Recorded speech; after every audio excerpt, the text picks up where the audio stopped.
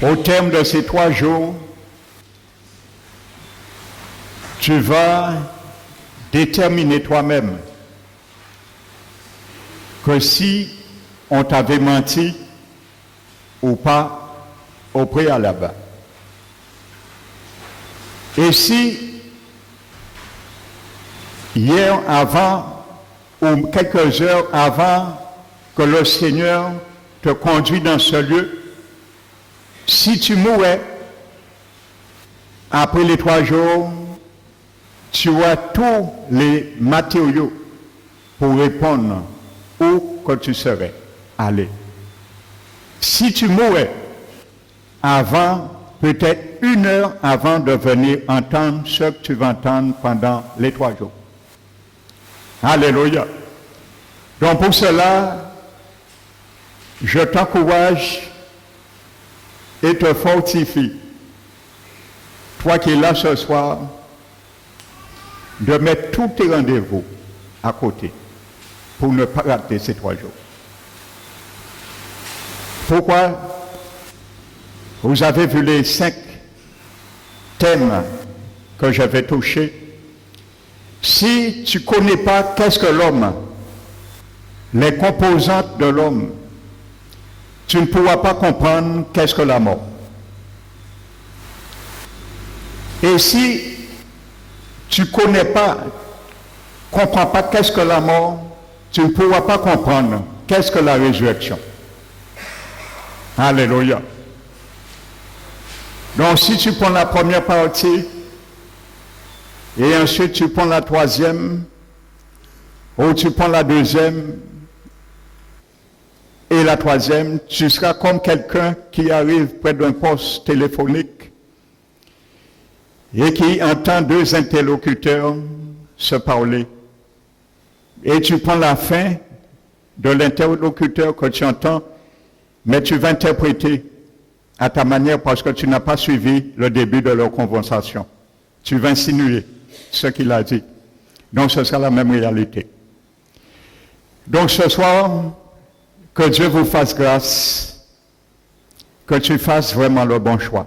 Parce que ce thème n'est pas pour entendre un thème, l'au-delà, ce qui se passe après la mort, mais savoir avec conviction que toi qui as foulé cette planète Terre, que lorsque tu partiras sur cette planète, que la seconde suivante, que tu continueras à vivre dans un lieu qu'on appelle l'autre côté de la mort, l'au-delà.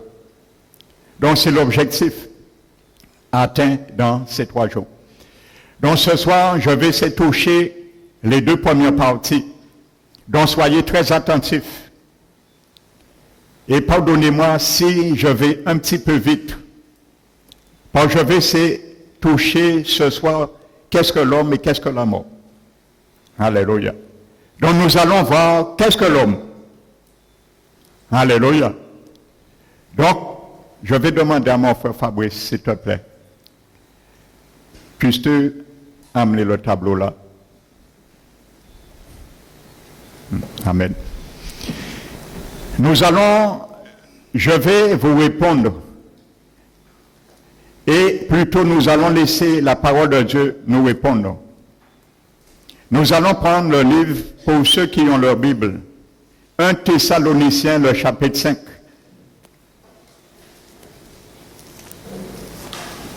Alléluia.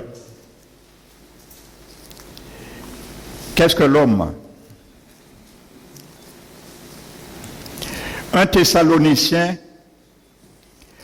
le chapitre 5, verset 23.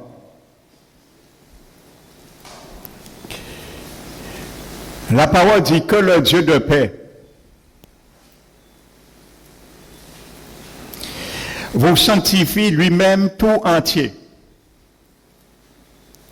et que tout votre être, l'esprit, l'âme et le corps soient conservés irrépréhensibles lors de l'avènement du Seigneur Jésus-Christ. Celui qui vous a appelé est fidèle et c'est lui qui le fera. La Bible te dit ce que la Bible appelle l'être. tu es un être vivant. L'être tout entier. Pourquoi tout entier? Nous allons voir Paul l'explique aussi, nous donne un aperçu dans 2 Corinthiens chapitre 4. Donc ton être, tu es composé d'un esprit, d'une âme et d'un corps. C'est clair. Tu n'es pas composé de 2 parties.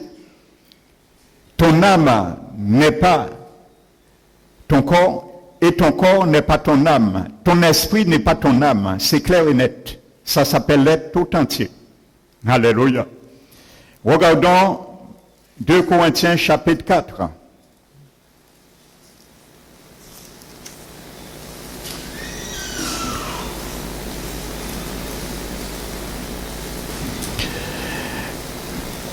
Alléluia.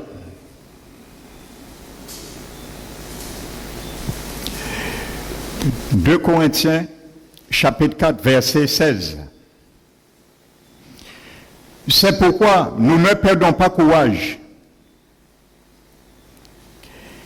Et même si notre homme extérieur se détruit, notre homme intérieur se renouvelle jour en jour. » Alléluia. Donc la Bible nous dit, ton être tout entier est constitué d'un être extérieur qui est ton corps physique et d'un être intérieur. Nous allons voir qui est ton esprit et ton âme. Alléluia.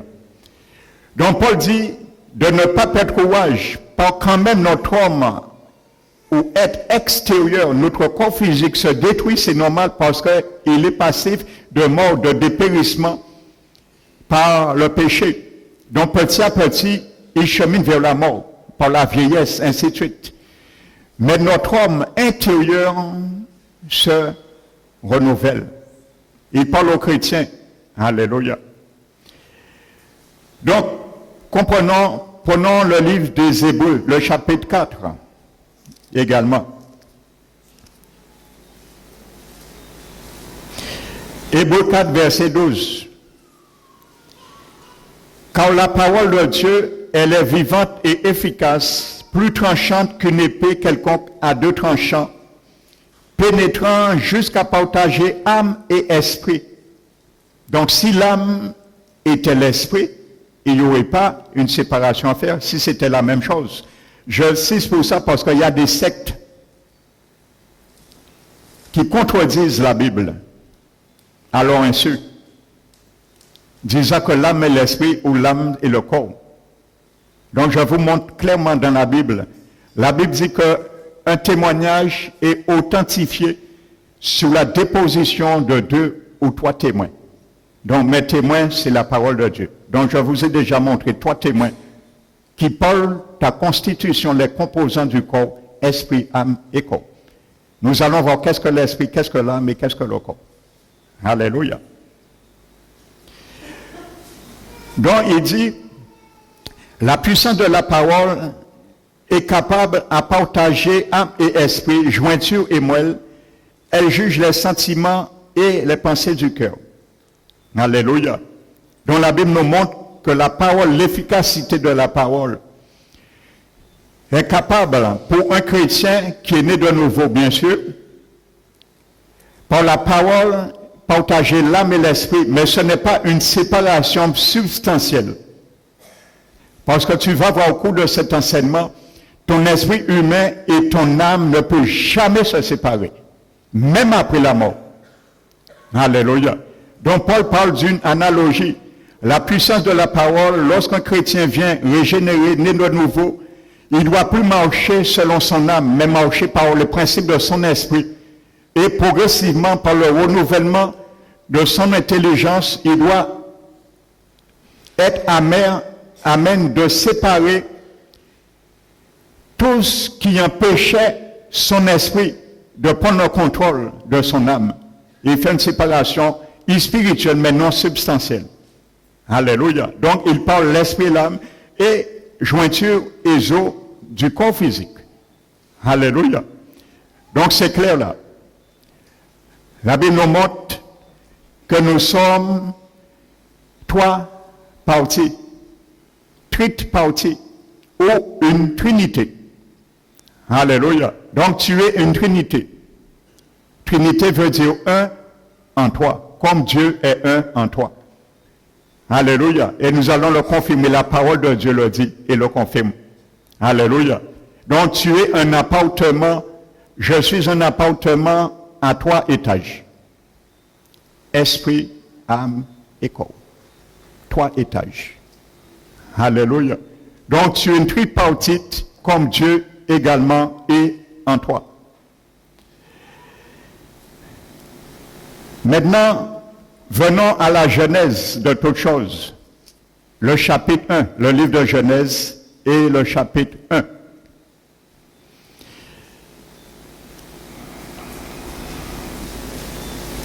Alléluia. Verset 26. Genèse chapitre 1 et verset 26. Puis Dieu dit, faisons l'homme à notre image, selon notre ressemblance. Ainsi de suite. Je m'arrête sur ces 2 mots qui nous intéressent. Dans ce verset, il y a 2 mots pour utiliser, 2 mots sont utilisés pour exprimer la relation entre l'homme, la créature et Dieu, son créateur. Le premier mot est image. Alléluia. Et le second, ressemblance. Sois très attentif, parce que là, si tu comprends ça, tu vas comprendre tout le reste facilement de ce séminaire. Image et ressemblance. Alléluia. Le mot hébreu originel traduit ici par image, c'est le mot tselem. Donc ce mot hébreu qui est traduit par image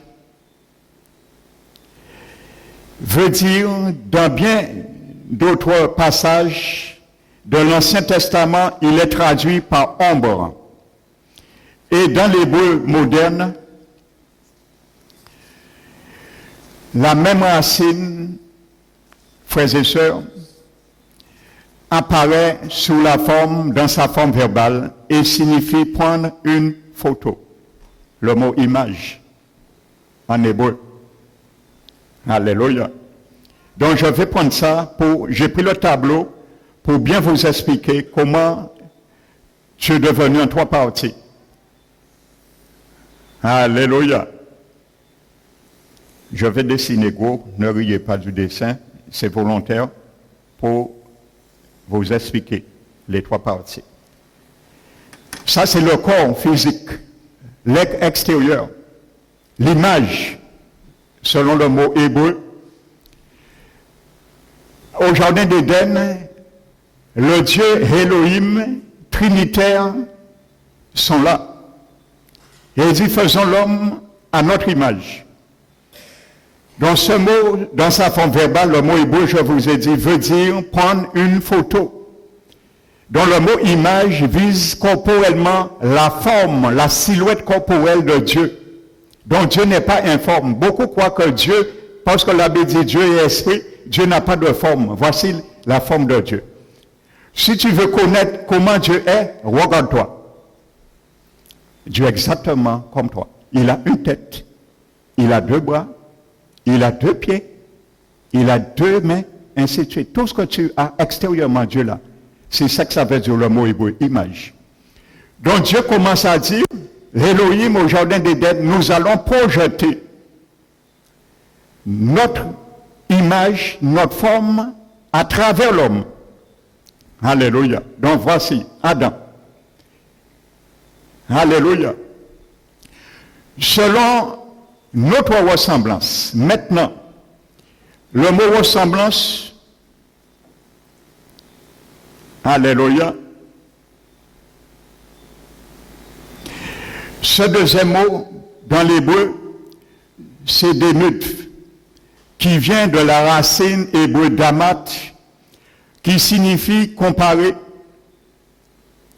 Et en hébreu, il est traduit par ressemblance. Il cite en quelque sorte la personnalité globale de l'homme et de Dieu. Alléluia. Donc ce deuxième mot, ressemblance, qui est traduit en hébreu par ressemblance, vise la constitution de ce que Dieu est, les trois parties. Alléluia. Donc, non seulement Dieu fait l'homme corporellement comme lui, mais il fait Dieu à sa ressemblance. Ce mot hébreu veut dire les trois parties. Alléluia. Comme Dieu est en toi, il dit nous allons faire l'homme aussi en trois parties. C'est ça que ça veut dire le mot hébreu. Alléluia. Comprenez bien quelque chose. Donc nous allons voir comment les trois parties maintenant vont rentrer. Parce que Dieu a parlé, ils ont décidé ensemble. Maintenant, ils vont mettre en pratique, en application et en œuvre le plan du Dieu Elohim en toi. Alléluia. Donc, nous allons prendre Genèse chapitre 2.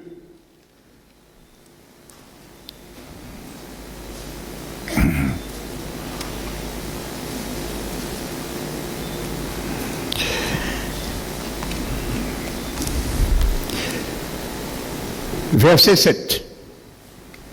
L'Éternel va mettre en œuvre ce qu'ils ont projeté dans le patron. Alléluia. Maintenant, la Bible nous dit, chapitre 2, verset 7. L'Éternel forma l'homme de la poussière de la terre. Dans l'hébreu, poussière veut dire les substances de la terre. Alléluia. Il souffla dans ses narines un souffle de vie, et l'homme devint une âme vivante. Alléluia.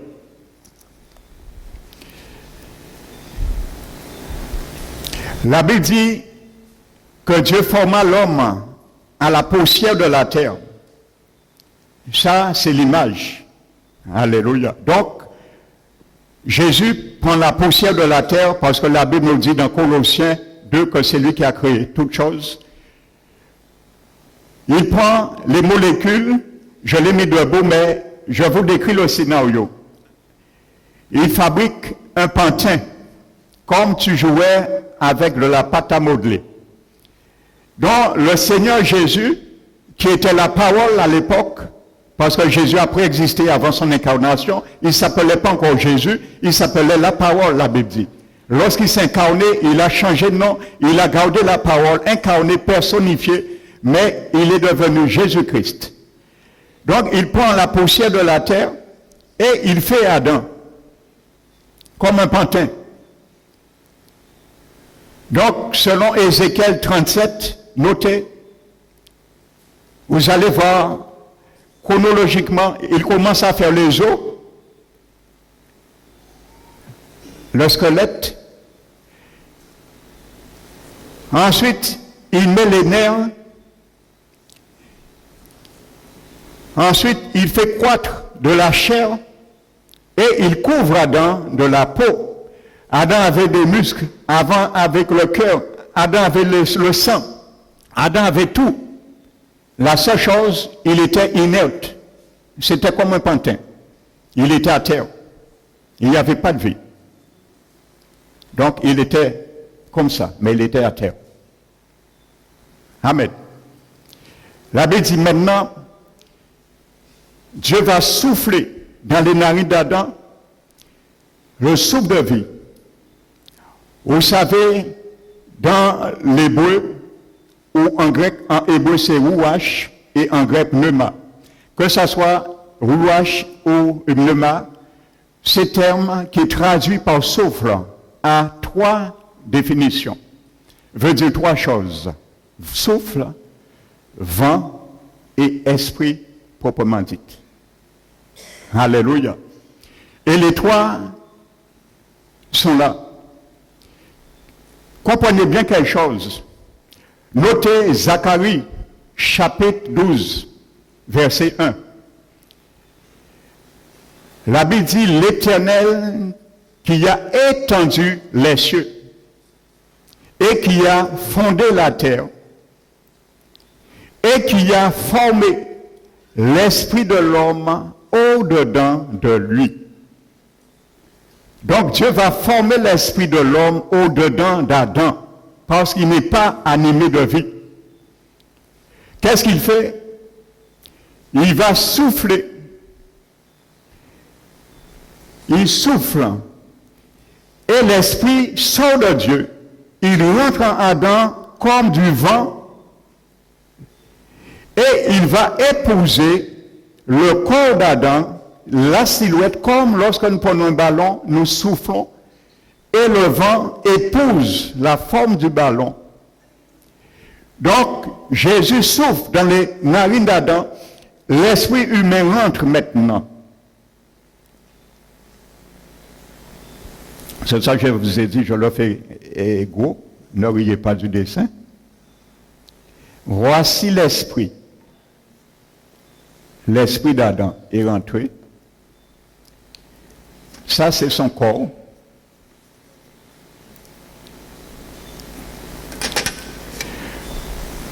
Donc maintenant, l'esprit, Ézéchiel dit que lorsque toutes ces choses sont rentrées dans les ossements desséchés, ils n'avaient pas vie. Il fallait l'esprit rentre pour que la vie vienne et que ces ossements se mettent debout.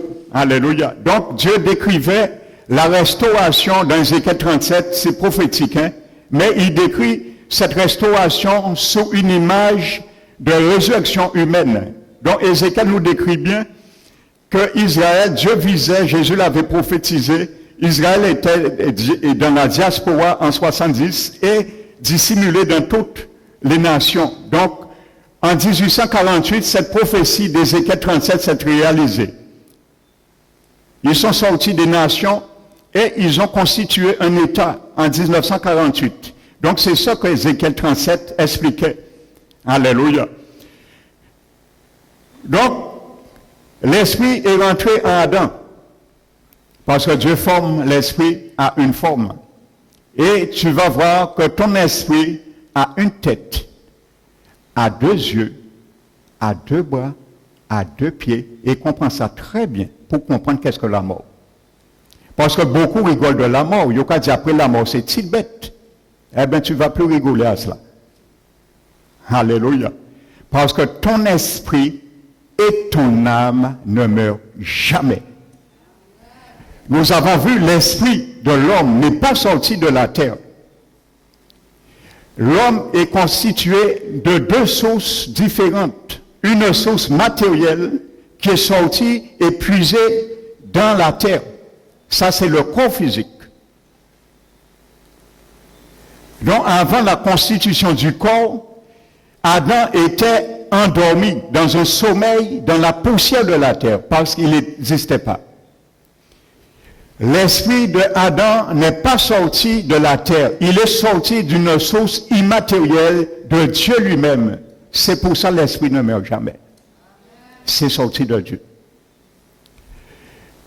Maintenant, la Bible nous dit, nous allons voir tout à l'heure, qu'est-ce qui anime la vie d'un homme? C'est quand ton esprit rentre dans ton corps. À ce moment, les fonctions vitales est rentré en Adam et ils ont animé le corps. Le cœur s'est mis à battre, le moteur s'est mis en route. Boum, boum, boum, le cœur s'est mis à battre. Le sang commence à circuler, le cerveau a réagi. Et Adam a vu, il est une personnalité. Il s'est mis debout. Il était couché quand l'esprit rentre en lui. Il est devenu un homme, une personnalité, et il a dit, il est devenu une âme vivante. Voici comme ça, Dieu a créé l'homme. Maintenant, l'âme est venue. Ça, c'est l'âme.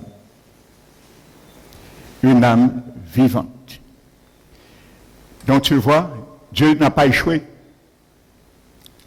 le maître d'œuvre et le maître d'ouvrage, Jésus-Christ n'a pas échoué. Lorsqu'il a dit, faisons l'homme à notre image, l'image c'est ça, la silhouette et la ressemblance, les trois personnes. Donc tu es une trinité. L'être tout entier est composé de ton esprit humain, de ton corps physique et de ton âme. L'esprit humain, c'est la vraie personne qui est en toi. Quand tu te regardes dans un miroir, tu ne te vois pas. Parce que tu es dans un appartement qu'on appelle ton corps physique. C'est l'habitacle de ton esprit. Et ton âme, c'est la carte d'identité de ton esprit, ta personnalité. À ce moment, Adam est devenu une personnalité.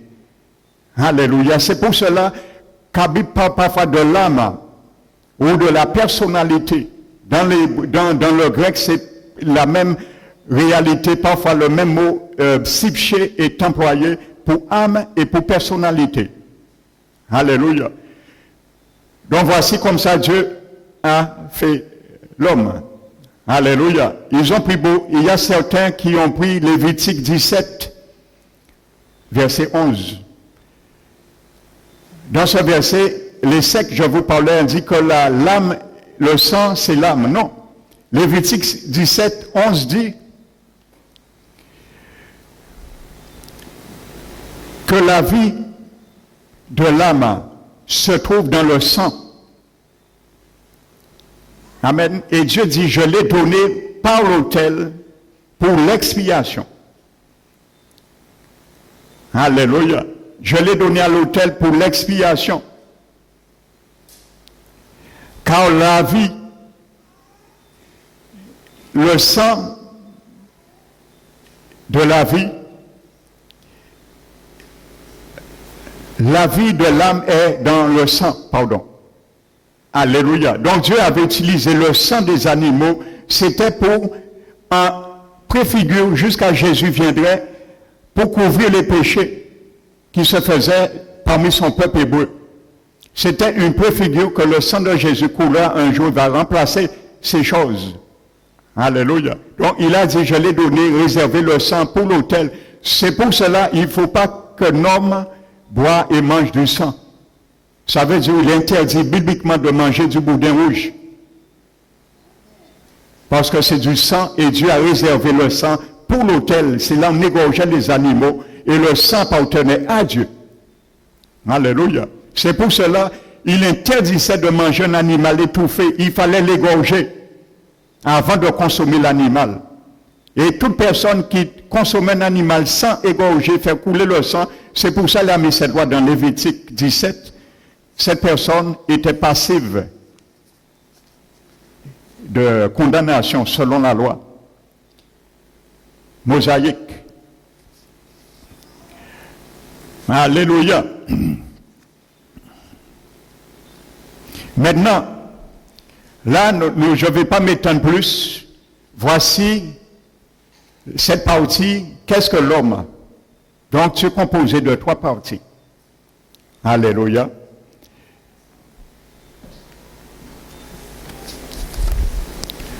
Vous savez, la Trinité, c'est un mystère. Je ne vais pas m'étendre ce soir. Je vais simplement vous montrer quelque chose. L'être tout entier, ça s'appelle. Je vais dessiner comme ça. Voici le Père. Voici Jésus-Christ. Et voici le Saint-Esprit. Ces trois personnes s'appellent le Dieu unique. Il n'y a pas trois dieux. C'est un seul Dieu, en trois personnes. Ça, c'est un mystère. Alléluia. Il faut savoir expliquer ça pour comprendre que dans la Trinité, il y a un seul Dieu, mais manifesté en trois personnes. Et ces trois personnes, elles-mêmes sont Dieu. Ça, c'est un mystère. Je ne vais pas m'étendre dessus parce que c'est 5 heures, 6 heures d'enseignement sur ça. Donc, c'est pour vous montrer la réalité. Dieu a fait l'homme corporellement comme il est et aussi en trois parties. Comprenez ça? Maintenant, qu'est-ce que la mort? Tu vas voir maintenant, la Bible définit la mort. Voici la définition biblique de la mort physique. Parce que la Bible ne parle pas de mort physique, la Bible parle de 3 morts. Alléluia. Il y a ce qu'on appelle la mort physique. Il y a ce qu'on appelle dans la Bible la mort spirituelle. Et il y a ce qu'on appelle la mort éternelle. Que ce soit la mort physique, que ce soit la mort spirituelle ou la mort éternelle, c'est la même définition, séparation. L'Épître de Jacques, chapitre 2, verset 26. Voici la définition du mot mort. Donc le mec, on va te dire, qu'est-ce que la mort? Tu ne vas pas répondre, c'est petite bête. Tu vas lui donner cette définition de la Bible. L'Épître de Jacques, chapitre 2, verset 26. Écoute bien la définition de la mort. Comme le corps physique, sans son esprit humain, le corps est mort. Alléluia. De même, la foi sans les œuvres est morte. Je le répète. Comme le corps sans son esprit est mort, la foi sans les œuvres est morte. Pourquoi la Bible compare la foi, la mort à la foi? Vous savez, il y a beaucoup de personnes qui disent « j'ai la foi ». On leur dit « croyez en Dieu ». Je crois en Dieu, parce que j'ai la foi. On leur dit « arrêtez d'idolâtrer, arrêtez de faire ces choses, Dieu condamne ces choses. J'ai la foi ». Ça, c'est pas la foi.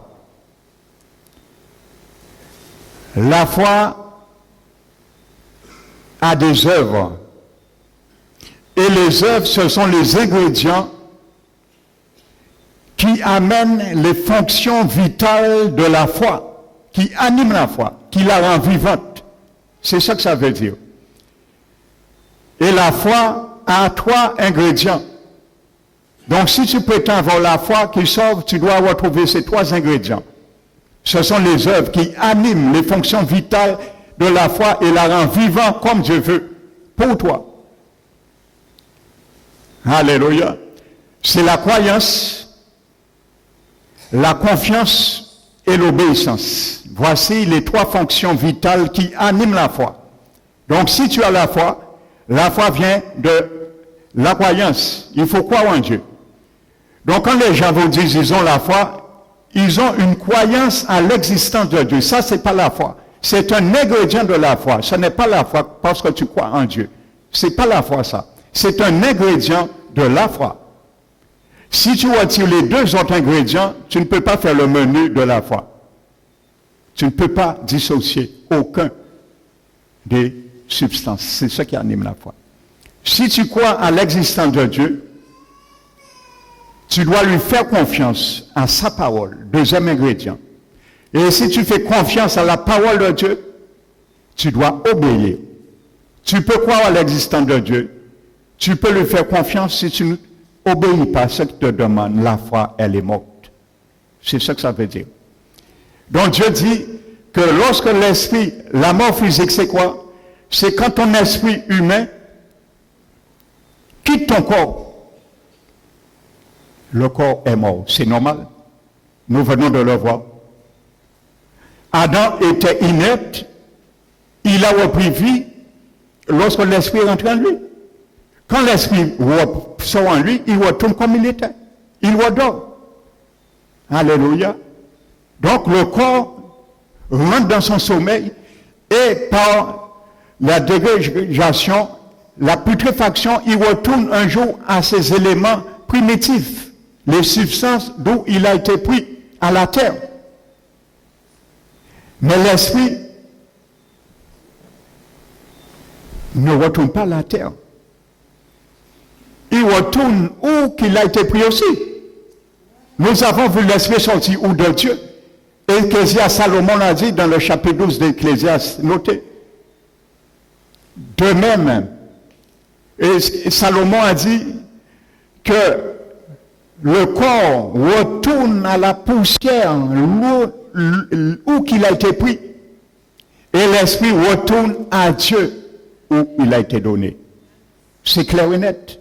Donc l'esprit ne va pas avec le corps. Sachez quelque chose,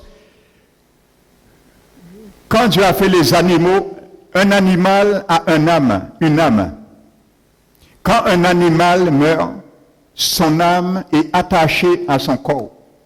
Son âme meurt aussi. Il est détruit. Contrairement à l'homme, le Somme 8 dit que Dieu a fait l'homme un peu inférieur à lui. La seule créature de toute la créature que Dieu a fait, la seule créature, Dieu a fait à son image, selon sa ressemblance, c'est l'homme. Avec un esprit. Contrairement à l'animal, lorsque l'homme meurt, son esprit, son âme, par contre, n'est pas attachée à son corps. L'âme de l'homme est attachée à son esprit humain. C'est pour cela, lorsque l'homme meurt, son corps retourne à la terre. Son âme est attachée à son esprit et il quitte. Parce que la personnalité ne peut pas se couper de la vraie personne. Autrement, ton esprit serait là, dans le néant, il ne sait pas quoi faire. C'est l'âme qui amène sa personnalité. C'est pour cela que nous allons le voir, après la mort, ta personnalité persiste parfaitement. Ta mémoire reste intacte. Tes souvenirs restent intacts après la mort. Alléluia. Ça, nous allons le voir demain dans le chapitre Où vont les morts. Aujourd'hui, je m'étends. Qu'est-ce que la mort maintenant? C'est ton esprit qui quitte ton corps.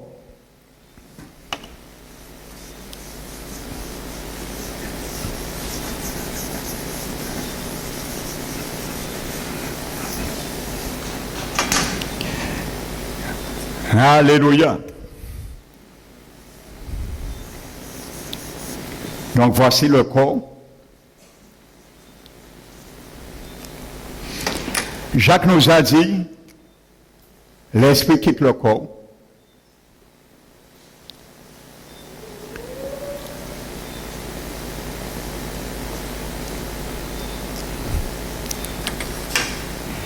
Et son âme est attachée à lui. Alléluia. Ça, c'est la mort. Donc la définition biblique de la mort, c'est quand ton esprit quitte ton corps. C'est tout ce que dit la Bible, la mort. Le corps retourne en sommeil. Donc, le mot mort veut dire séparation. C'est ça la mort. Il y a une séparation de ton esprit et âme, l'homme intérieur, nous avons vu dans 1 Thessaloniciens 5, et l'homme extérieur qui est ton corps. Il quitte l'appartement, il dépose le bail à monsieur la mort et il s'en va dans l'au-delà. Demain, nous allons voir où va l'esprit et l'âme des défunts. Demain, où vont les morts? Alléluia. Je ne parle pas du corps parce que nous savons que le corps va à la tombe. Alléluia. Donc, voici cela. Les fonctions vitales sont coupées, le sang arrête de circuler, le cœur s'arrête parce que l'esprit n'est plus. C'est pour ça, Genèse appelle ça un souffle de vie. C'est lui qui amène le souffle, la respiration artificielle pour animer la vie de l'homme. Alléluia. Je vais préciser quelque chose. Que Salomon nous ouvre le voile dans l'au-delà. Vous savez, Salomon a été un serviteur de Dieu, mais dans ces derniers jours, il a dévié. Dieu lui avait dit de ne pas se marier avec des femmes païennes. Il a eu 700 concubines et 300 femmes. Il était 1000 madames. Et vous savez, à mon avis, ces femmes l'ont initié dans la sorcellerie. Amen. Pourquoi? Parce qu'il parle de quelque chose que les sorciers, les satanistes, les gars des affaires, et tu vas comprendre particulièrement demain que quand tu as l'habitude d'aller voir les gars des affaires, je vais te démontrer qu'ils ne travaillent pas pour Dieu, mais pour Satan. Ils n'ont qu'un don qui vient de Dieu, ce sont des dons occultes. Demain, je vais te le démontrer parce que nous allons prendre un passage qui est concret dans la Bible. Vous savez ce qu'ils font? On appelle ça la projection astrale. Ils quittent leur esprit, quittent leur corps. Et ils vont soit tuer quelqu'un avec leur esprit, parce que l'esprit, c'est quelqu'un. Leur esprit a une tête, deux mains, deux pieds. C'est la vraie personne. Alléluia. La seule différence, l'esprit humain a un corps spirituel. Le corps est spirituel, invisible, on ne le voit pas à l'œil nu. Contrairement à notre corps physique. C'est pour ça que Dieu nous a donné un corps physique pour que nous puissions évoluer dans le monde physique. Mais avec notre esprit humain, nous pouvons évoluer et connaître les choses spirituelles avec Dieu qui est esprit. C'est pour cela, c'est avec l'esprit humain qu'un chrétien régénéré peut communiquer avec Dieu qui est esprit en réalité et l'adorer en esprit. Alléluia. On adore Dieu ni dans son âme ni dans son corps. On l'adore en esprit. Donc c'est pour ça que Dieu nous a fait esprit premièrement. Parce qu'il visait la régénération. Amen. Donc qu'est-ce qu'ils font? Ils quittent leur corps et ils reviennent après. Donc Salomon, dans le livre d'Ecclésiaste, il parle de quelque chose que les sorciers font, le cordon argent. Le cordon argent. Pourquoi Salomon parle de ça? C'est probablement, les femmes païennes l'ont initié dans la sorcellerie. Le cordon argent, c'est quoi? Semblerait-il, c'est un cordon qui relie l'esprit humain au corps physique. Ça veut dire, lorsque quelqu'un quitte son corps, même son esprit, comme Jacques l'a dit, est hors de son corps, le corps n'est pas vraiment mort. Parce que où l'esprit va, le cordon s'étire, un cordon argent, et il amène quand même les fonctions vitales dans le corps. Le cœur bat, le sang circule. Mais quand le cordon argent est rompu, la mort est certaine. C'est ça, une vraie mort. Lorsque le cordon argent est rompu, l'esprit a vraiment quitté le corps. Il y a beaucoup qui ont fait des comas qui expliquent ça. Ils ont quitté leur corps et leur corps était encore animé. Ils sont retournés. Et il y a certains qui ont fait vraiment des comas, mais ils sont passés vraiment par la mort. Le cœur s'est arrêté et Dieu les a fait grâce de retourner en vie. Ça, c'est un miracle que Dieu a fait. Donc, je portais cette précision.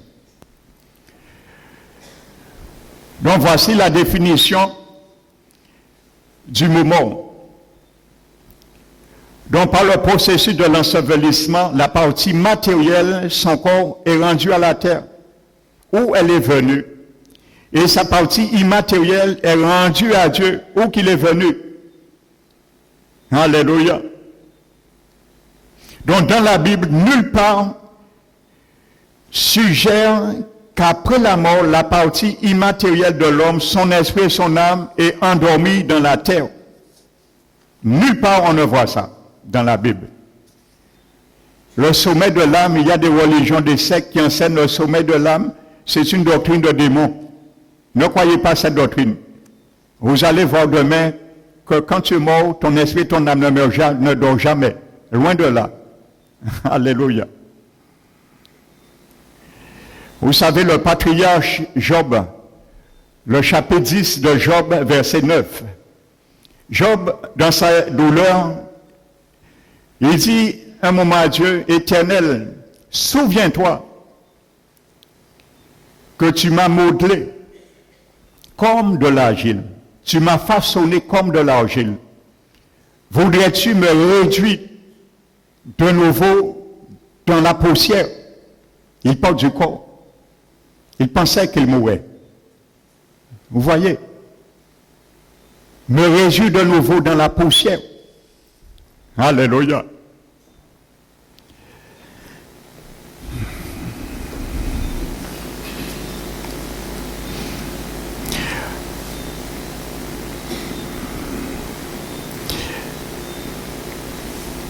Nous allons continuer sur qu'est-ce que la mort. Prenons Luc, l'évangile de Luc. Le chapitre 23.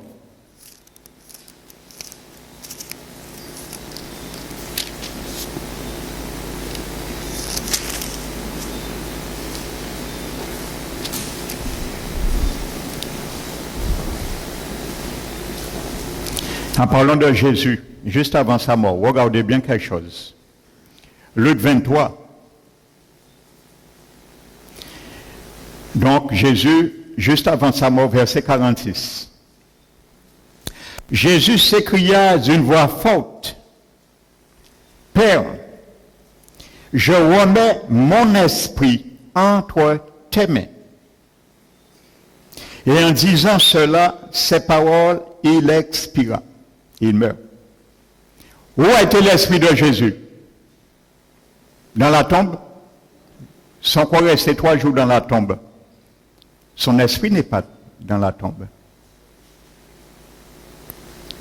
Alléluia. Il a dit, Père, je remets mon esprit entre tes mains. L'esprit de Jésus, c'est une personne. Il n'est pas resté dans la main du Père. Et l'esprit de l'homme ne reste pas dans la main du Père, c'est une personne. Quand la Bible dit que l'esprit retourne à Dieu qui lui a donné, je remets mon esprit entre tes mains, littéralement, Dieu donne la destinée à notre esprit, où qu'il ira après notre mort. C'est ça que ça veut dire, je remets mon esprit entre tes mains.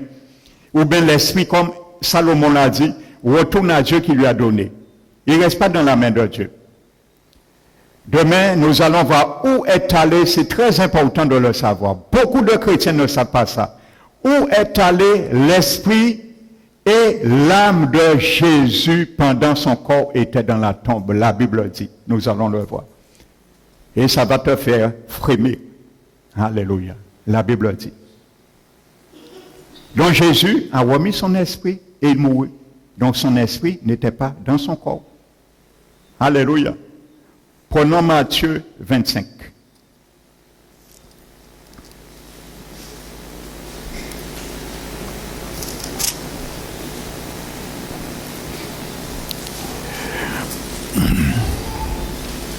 Non, 27, c'est la même chose. Plutôt, Actes des Apôtres. Chapitre 7.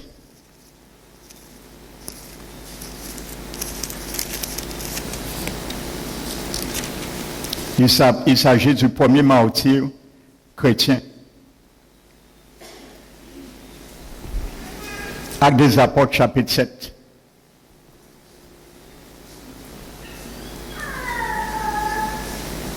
Donc, on le frappe, il a été martyrisé. Juste avant sa mort, Jésus était déjà ressuscité.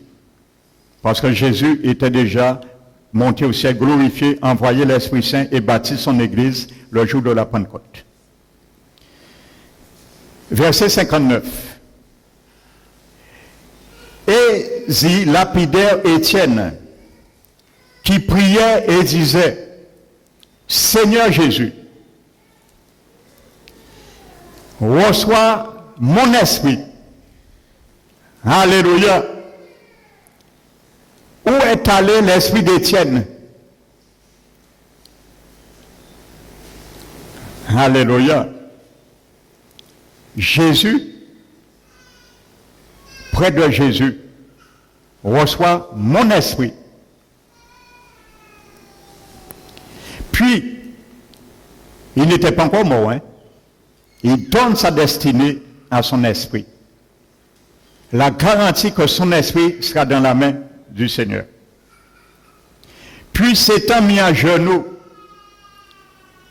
il s'écria d'une voix très forte, « Seigneur, ne leur impute pas ce péché, les bourreaux. » Et après ces paroles, il s'endormit. Qui est-ce qui s'est endormi? Son esprit? Non. Il a remis dans la main du Seigneur. Son corps qui s'endormit. Lorsque l'esprit quitte le corps, les fonctions vitales s'en aillent. Le corps revient inerte, comme au jardin d'Éden. C'est la même réalité. Le corps s'endort. Sachez, chaque fois que la Bible parle du sommeil de la mort, il vise toujours le corps physique. Toujours. Pourquoi? Parce que c'est le corps physique, nous allons voir dans la 3e partie dimanche, c'est le corps physique qui reviendra un jour à la résurrection des morts.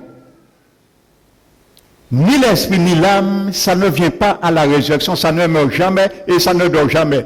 Le mot résurrection en hébreu, en grec, veut dire, c'est le mot anastasia. Le mot anastasia en grec veut dire, c'est ce qui est traduit par résurrection. Ce mot grec veut dire se relever pour revivre de nouveau. Donc si ton esprit et ton âme ne meurent jamais, il n'a pas à se relever pour revivre de nouveau, il ne meurt jamais. Nous allons le voir demain. C'est ton corps qui se relève. C'est pour ça que la Bible parle du corps, la mort, comme un sommeil. Ça veut dire qu'il peut se relever comme quelqu'un qui dort à n'importe quel moment. Il en sommeil.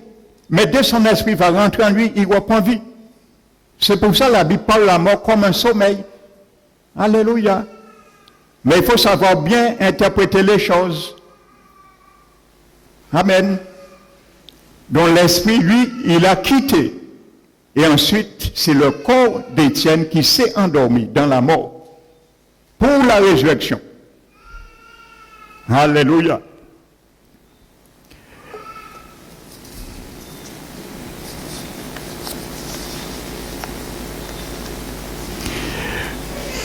Nous allons voir comment les apôtres interprètent aussi la mort. Vous allez bien voir, ils ne se contredisent pas. Nous avons une définition claire dans Jacques 2 et chapitre 26.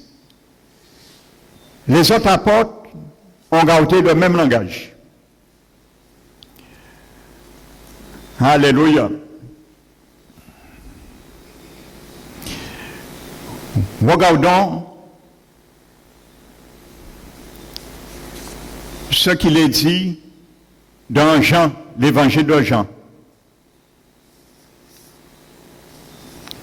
chapitre 2.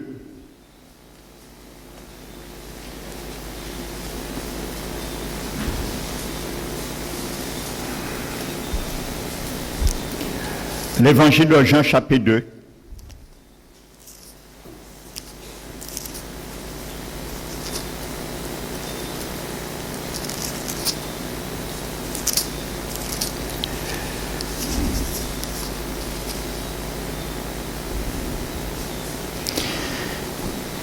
Jésus, avant de mourir, il est avec ses disciples.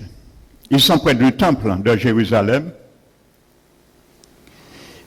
Et regardez ce que Jésus dit. Verset 19. Jésus dit à leurs disciples, « Détruisez ce temple, et en 3 jours, je le relèverai. » Mais les disciples pensent que Jésus parle du temple physique qui existait à Jérusalem, en 3 parties, les parvis, le lieu saint et le lieu très saint. Vous voyez, 3 parties aussi, Dieu a fait le temple. Amen. Donc Jésus dit ça, mais ils ne comprennent pas. Ils pensent que c'est le temple que Jésus va dire qu'il sera détruit, bien que ça a été détruit. Jésus l'avait prophétisé aussi, mais c'est dans un autre contexte.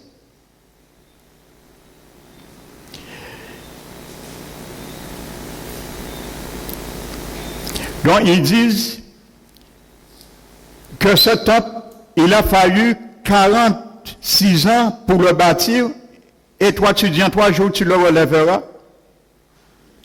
La Bible nous dit,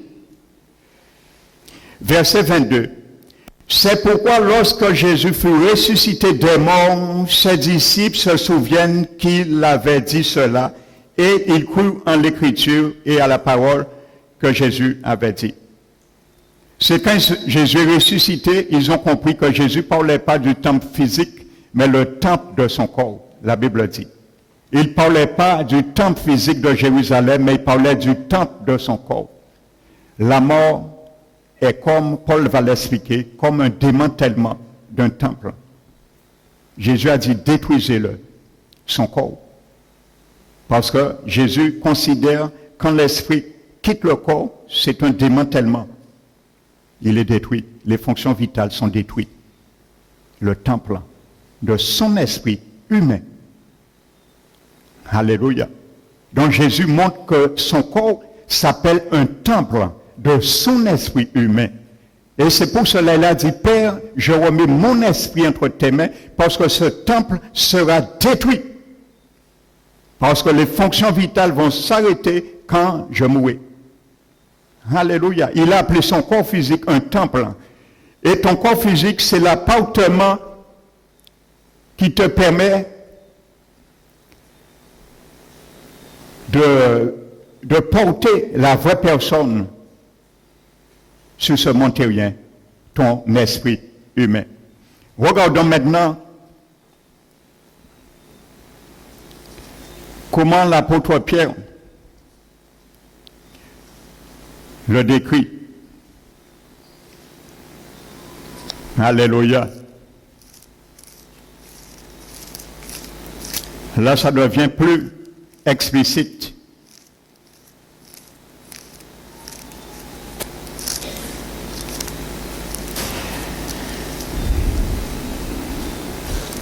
De Pierre, l'épître de Pierre, le deuxième épître, le chapitre 1, l'apôtre Pierre, Jacques, Jésus, Pierre et Paul parlent le même langage.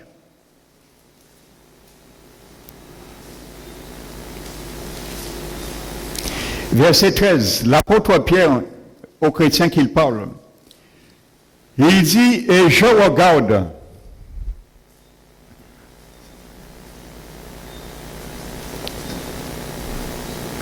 comme un devoir de vous tenir en éveil, les chrétiens, par des avertissements.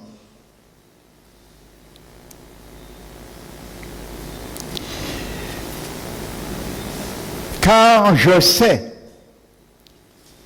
que je la quitterai subitement, ainsi que notre Seigneur Jésus-Christ me l'a fait connaître.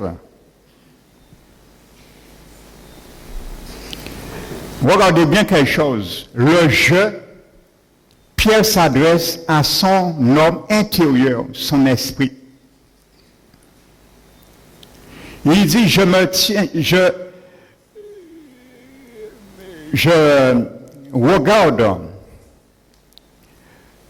comme un devoir de vous tenir en éveil par des avertissements. Il dit, je sais, car je sais. Qui est-ce qui parle? Son esprit. Il parle de son esprit. Le je n'est pas l'appartement. Il dit, car je sais, je la quitterai subitement. Ce temple, cette tente. Il dit, la tente. Il appelle son corps une tente. Donc Pierre parlait de la mort physique. Il dit, mais il préfère rester encore vivant pour tenir l'Église en éveil par des avertissements. Alléluia. Mais il dit, je sais, un jour je la quitterai subitement. Tu es d'accord avec moi? Le je n'est pas l'appartement qui doit quitter. Je suis ici. Je suis là. Je suis je. Ici est un temple, une tente que je dois quitter. Donc, le temple n'est pas moi et je ne suis pas le temple. Je dois la quitter subitement. C'est ce que Pierre dit. Il parlait de son corps physique. Un temple, une tente. Donc, il parle bien. Il ne parle pas de son corps quand il dit « je ». il parle bien d'une autre personne que son corps. C'est le je ne s'adresse pas au corps physique, mais à une autre personne qui vit dans le corps physique, qui est une tente. Alléluia. Une tente pour un nomade, un pèlerin. Alléluia. Donc il dit, et Pierre leur dit, qui est-ce qui a appris Jésus et Pierre ça? Que quand tu meurs, ton esprit quitte ton corps. Qui a appris Jésus et Pierre ça? Jésus-Christ lui-même qui me l'a appris. Pierre l'a dit. Cet enseignement est venu de Jésus lui-même. Alors les gens qui prennent au sommet de l'âme, c'est une doctrine de démon. Ça ne vient pas de Jésus. Et refusez cet enseignement. Pierre a dit, Jésus lui-même qui me l'a enseigné, que quand tu meurs, ton esprit quitte la tente qui est ton corps physique. Alléluia. Donc le je n'est pas le corps physique.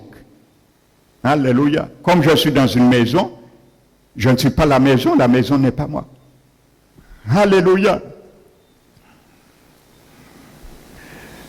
Amen.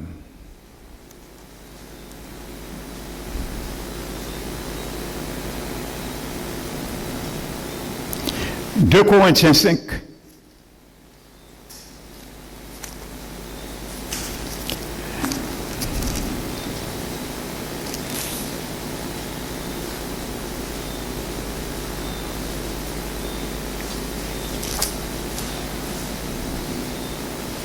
Paul maintenant, Pierre a employé le mot tente.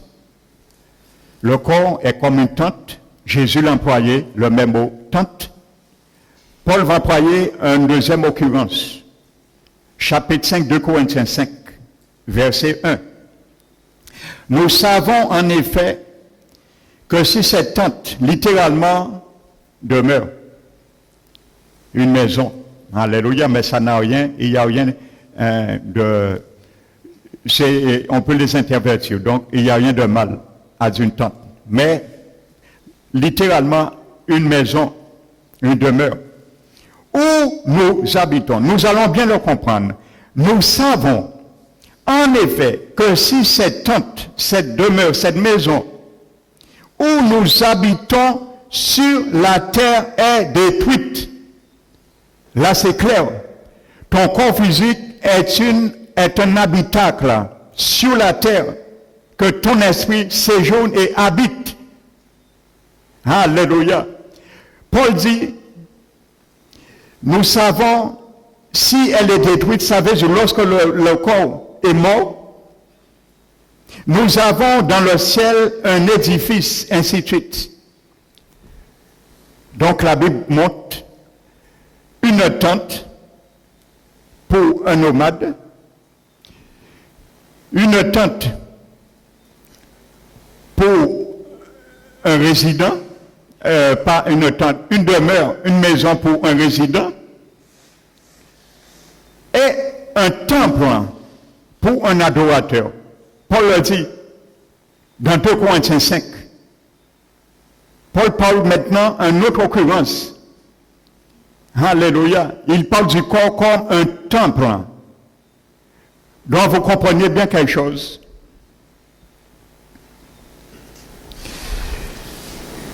Vous allez le lire. Il y a beaucoup d'occurrences que j'aurais pu prendre, mais un témoignage est authentifié sur la déposition de 2-3 témoins. Je pense que c'est suffisant pour bien comprendre ce principe. Qu'est-ce que la mort? Donc on comprend bien que ça soit une tente pour un nomade,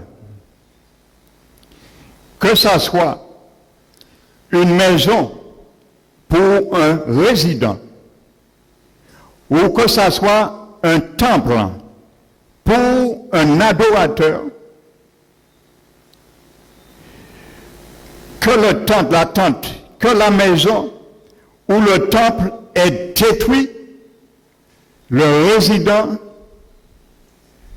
peut passer outre de la destruction. Ce sont ces trois images et même réalité que les apôtres nous décrivent. Pour bien comprendre que l'esprit et l'âme ne restent jamais dans le corps, dans la tombe. D'ailleurs, il y a une secte, peut-être vous savez de qui je parle, je ne vais pas nommer leur nom, bien j'aurais pu le nommer parce que c'est leur doctrine, c'est ce qu'ils enseignent. Ils disent, pour eux, que la tombe, c'est où va l'esprit, l'âme et le corps. Ils ont fait un amalgame. Demain, tu vas voir, dans l'Ancien Testament, il y a 67 occurrences du mot tombe. C'est toujours le mot hébreu kéber qui est mentionné. Où va le corps physique seulement? Dans ce mot kéber, il y a 67 occurrences dans l'Ancien Testament qui parlent de la tombe où ensevelit un mort. Ce mot hébreu ne fait jamais mention ni où va l'esprit et l'âme d'un défunt. Et demain, nous allons voir où va l'esprit et l'âme d'un défunt. Je vais vous montrer où ils vont avant que Jésus venait. Et maintenant, quand quelqu'un meurt, où ils vont après la résurrection de Jésus. Ça, c'est le menu de demain. Alors, annule tout rendez-vous pour venir le prendre demain. Alléluia. Nous allons voir qu'est-ce qu'ils font, qu'est-ce que l'Esprit fait, où il est, combien de lieux qu'il y a dans l'au-delà. Nous allons voir s'il y a un purgatoire, s'il y a un limbe. Viens demain pour entendre ça. Nous allons voir si, dans la Bible, il y a un purgatoire, s'il y a le limbe, par ça, on nous a enseigné ça. Il faut être capable de le justifier dans la Bible.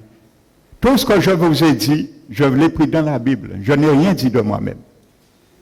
Demain, je ne vais rien dire de moi-même, je vais vous le montrer. Et dimanche, la résurrection et le jugement, je peux te dire, ça chauffe. Il y a 2 résurrections des morts. Il faut que tu saches ça. Et ensuite, à la résurrection des morts, qu'est-ce qui se passe pour l'éternité?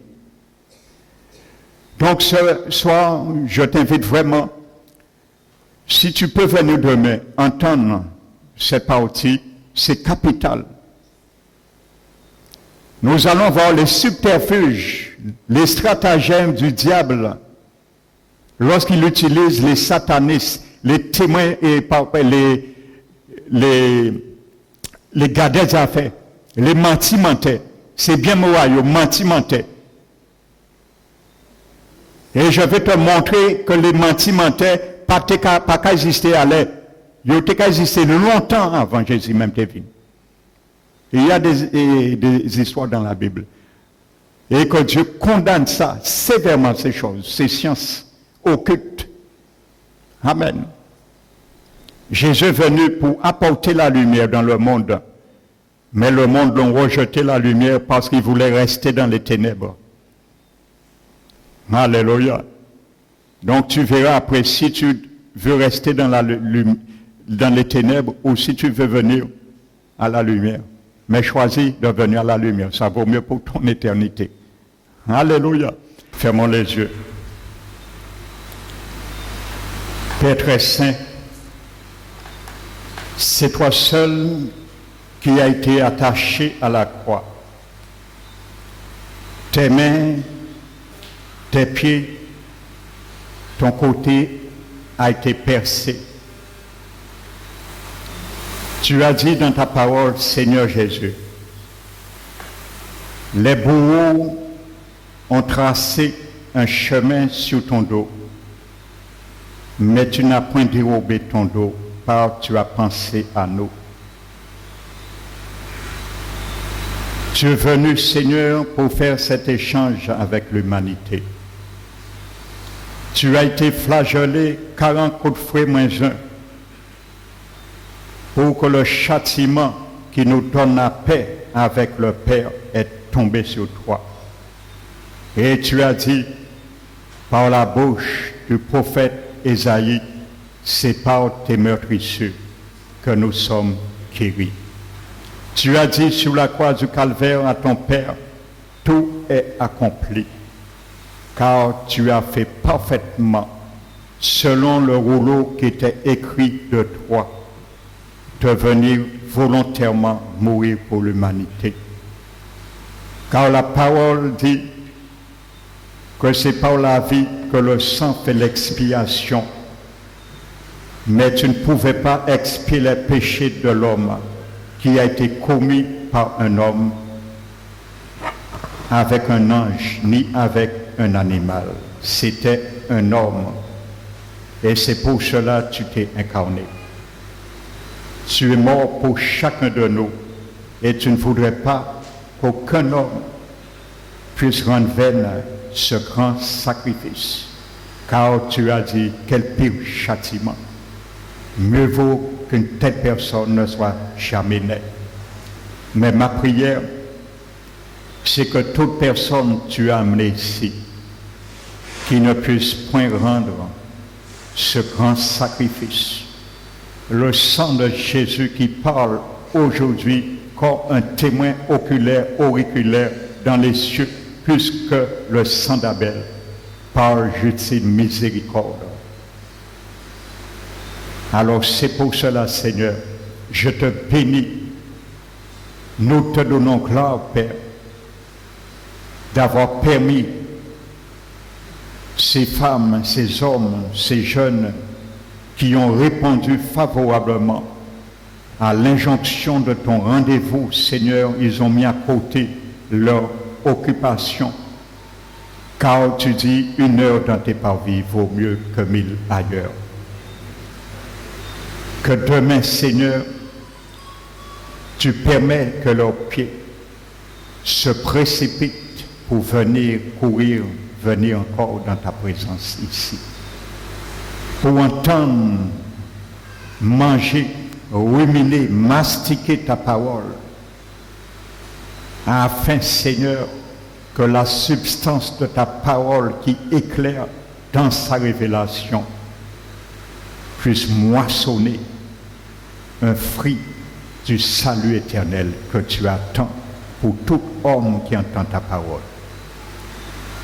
Garde-les, Seigneur. Protège-les, Seigneur. Convainc-les, Seigneur. Un homme n'a pas la capacité de convaincre un cœur. C'est toi seul, Jésus. Tu connais toutes les pièces que tu as mises au jardin d'Éden.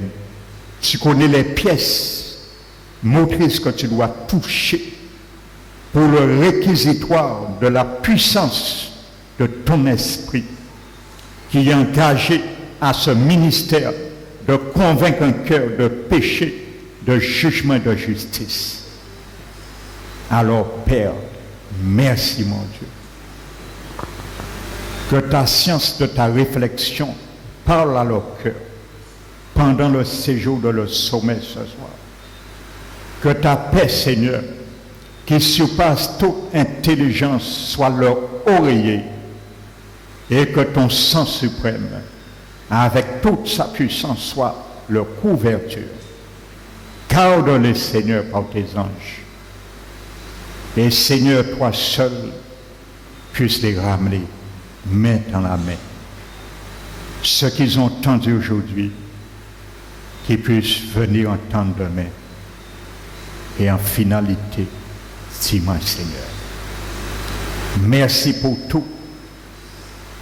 Nous te remercions d'avoir retenu les 4 vents de l'adversité qui voulaient s'élever contre ta volonté dans leur vie. Ceux et celles que tu as conduits ici, Seigneur.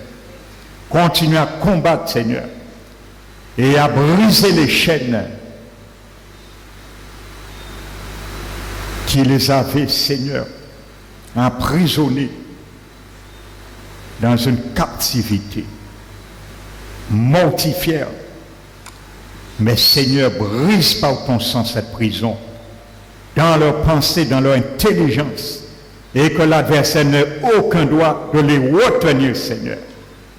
Manifeste ta grandeur et Jésus, donne gloire à ton Saint-Nom. Nous les remettons entre tes mains. Nous les renvoyons dans ta paix, dans ta sécurité et que leur vie soit cachée en toi ce soir. Au nom de Jésus-Christ, Père, nous t'avons prié. Amen. Amen. Nous allons faire le service des offrandes comme d'habitude.